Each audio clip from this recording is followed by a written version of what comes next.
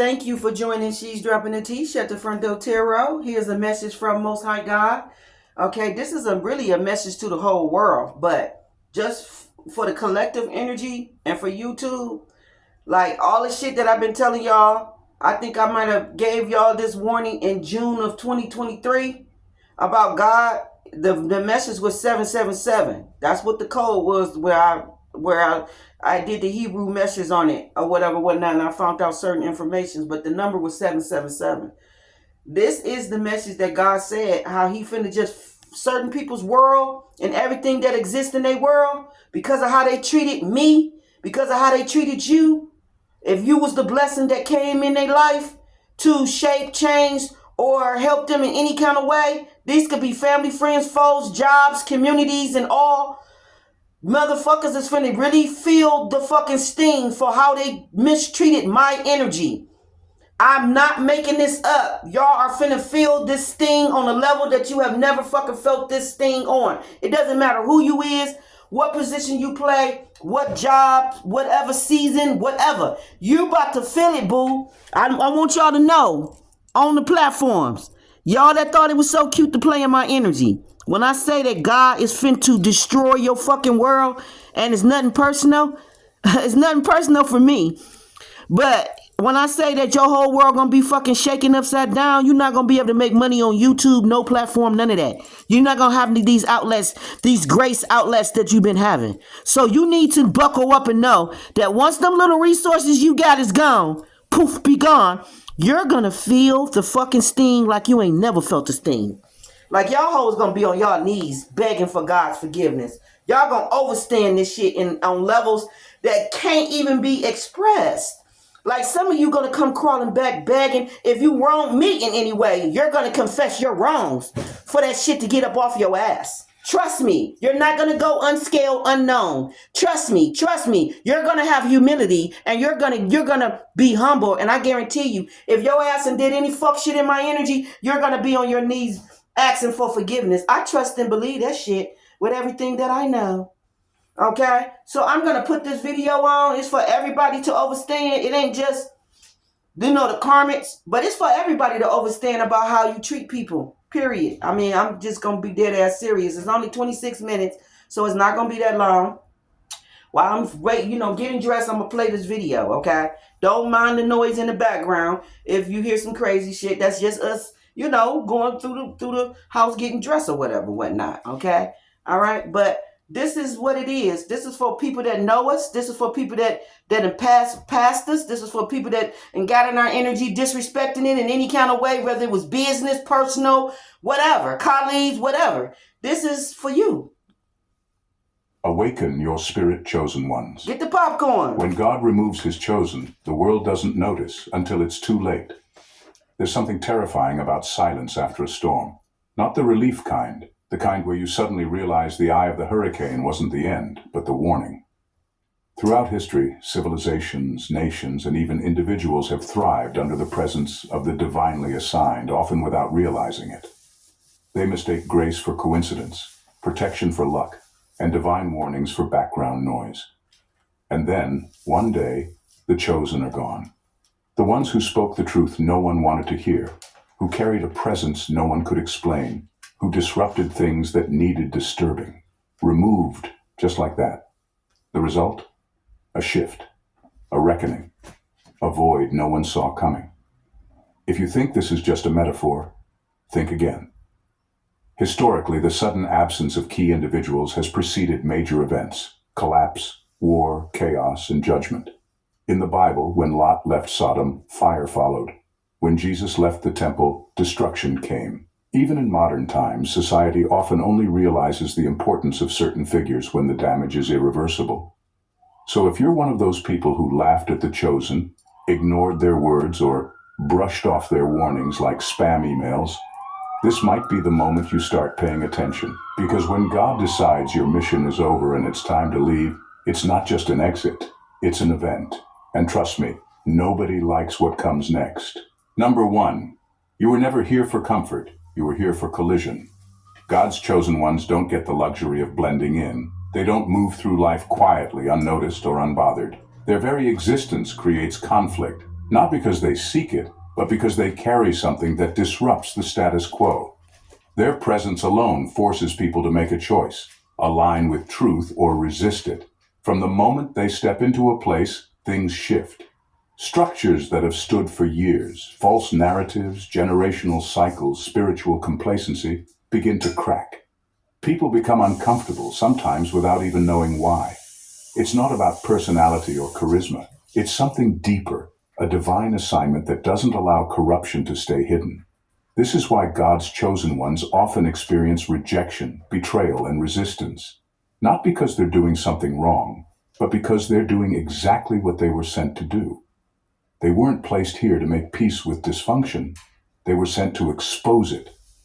They were never called to be liked. They were called to be a reminder that darkness still has an expiration date.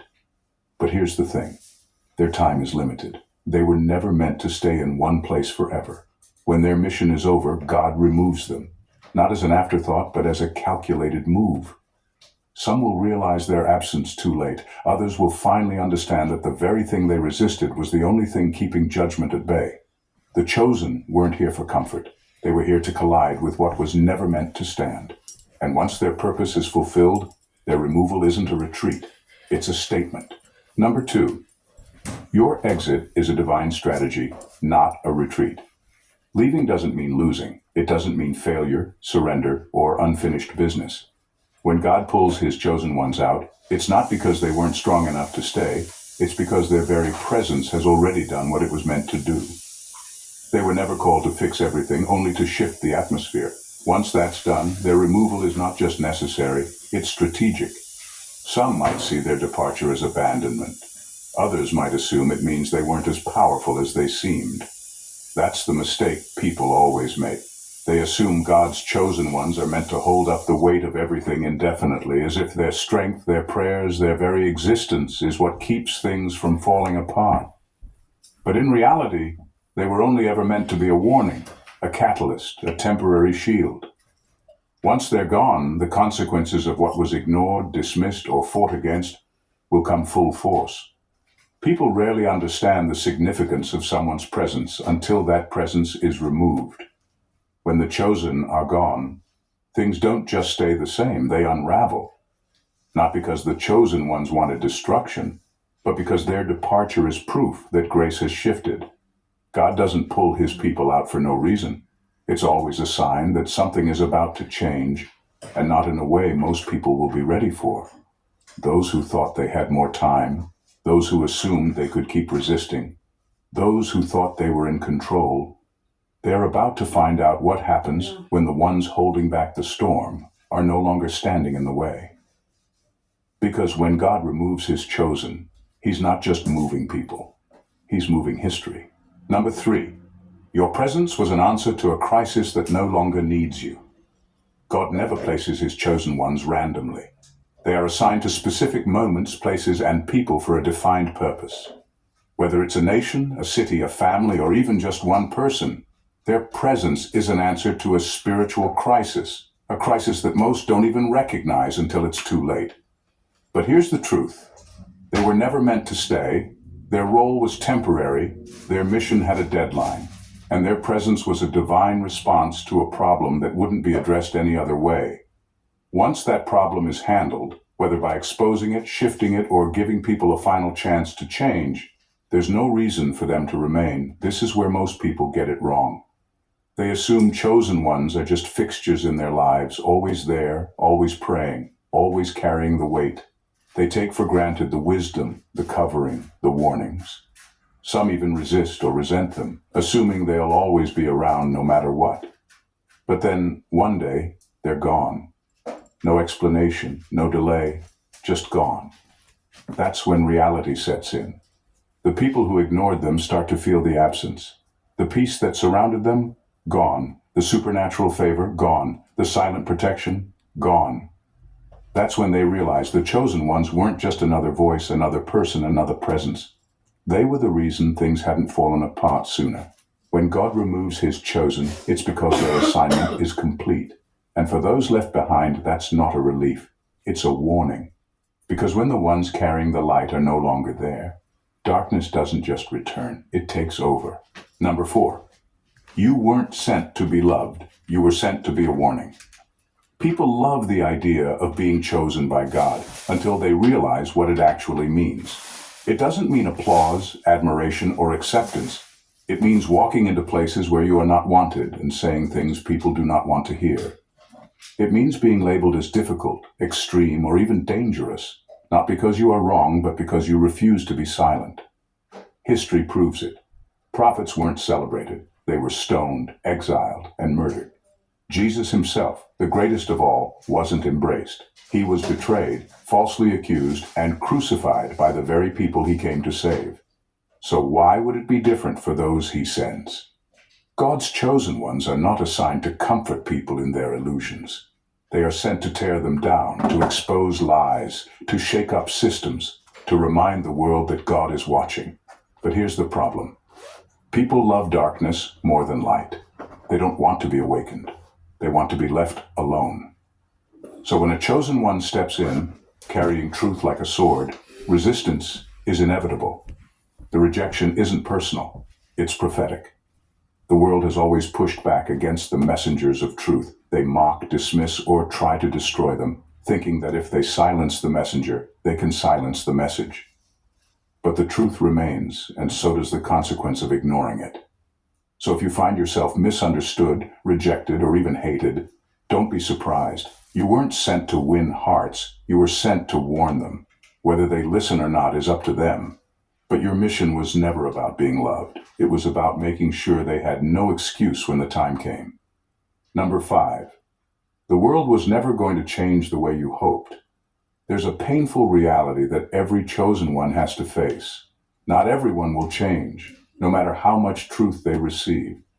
You can preach, warn, pray, and pour everything you have into people, but some will never wake up, not because they don't understand, but because they don't want to. It's easy to believe that if you just say the right words or show people enough love, they'll open their eyes. But the truth is, some hearts are set in stone. Some people aren't asleep. They're actively resisting the truth because it threatens their comfort, their power, or their illusions. And no matter how hard you try, you cannot force transformation that only God can bring. That's why your mission was never about fixing the world. It was about giving the world a chance. Every word you spoke, every warning you gave, every moment you spent trying to wake people up, that wasn't for your own satisfaction. It was so that when the time comes, when everything they ignored finally collapses, they won't be able to say, "I didn't know." It's not your job to make people listen. It's your job to deliver the message. Whether they accept it or reject it is between them and God. Some will change, some won't. But either way, you did what you were sent to do. So don't hold on to disappointment. Don't carry the weight of their decisions. You were never sent to change the world in the way you hoped. You were sent to make sure it had no excuse when judgment came. Number 6, your suffering was not for you.